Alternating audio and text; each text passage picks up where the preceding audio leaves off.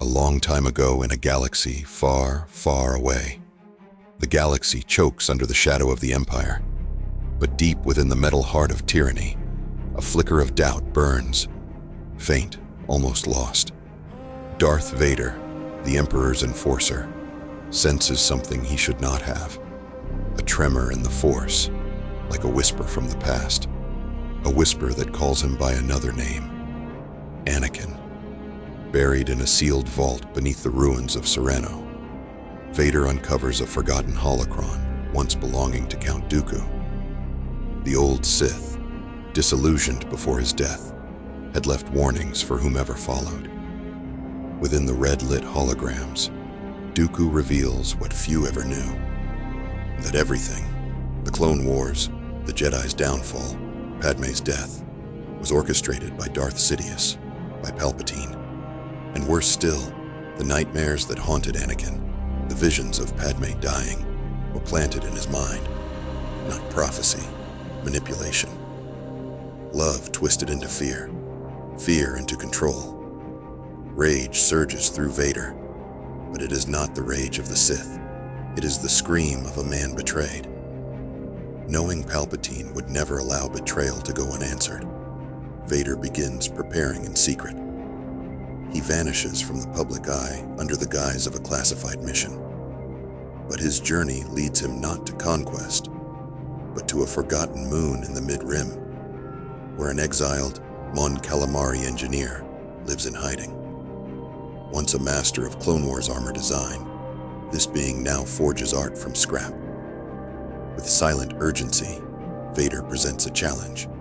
Reinforce the armor that once enslaved him, not for power, for freedom. Together, they rebuild the black suit, layering it with electroinsulative cortosis weave, Mandalorian alloy bracing, and force-dampening circuitry, enough to weather even Palpatine's legendary lightning. The helmet is retuned, the mask adjusted, and as the final piece is fused into place, the engineer asks only one question.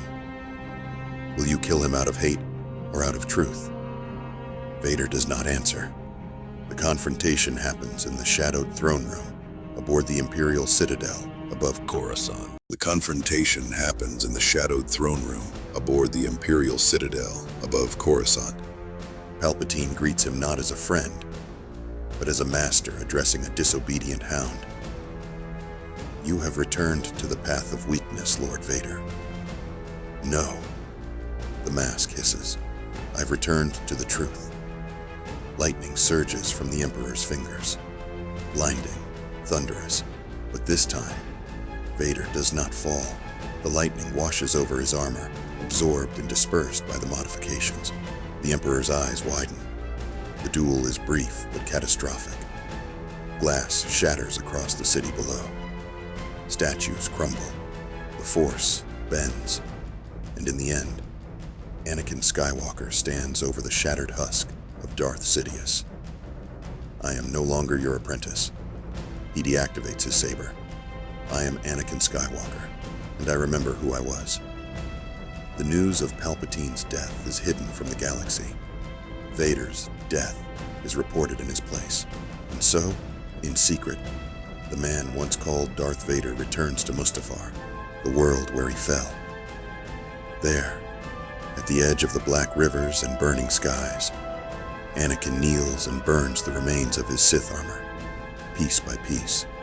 From the ashes, he dons white robes, woven from Jedi linen and armored at the joints.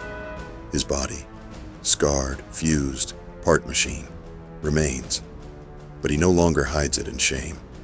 He embraces it as the cost of survival. A new lightsaber is forged, its crystal a brilliant blue, bathed in the energy of the living Force. The hilt, designed not for intimidation, but for balance. He becomes a ghost in the stars, unnamed, unspoken, and unseen. But he watches. He watches over two twins raised in different corners of the galaxy. Their names are Luke and Leia, the guardian in the smoke. There are whispers of a warrior in white, appearing where darkness rises. He is neither Jedi nor Sith. He speaks rarely, but when he draws his saber, darkness trembles. Some say he is a myth. Others say he is the last light of a dying age. But those who look into the blue flame of his blade say it feels like being seen by someone who's lost everything and still chose to protect everyone. They call him the White Flame of Mustafar, but he calls himself Anakin. In the end, the greatest victory was not killing the Emperor. It was finding the strength to be myself again. Anakin Skywalker.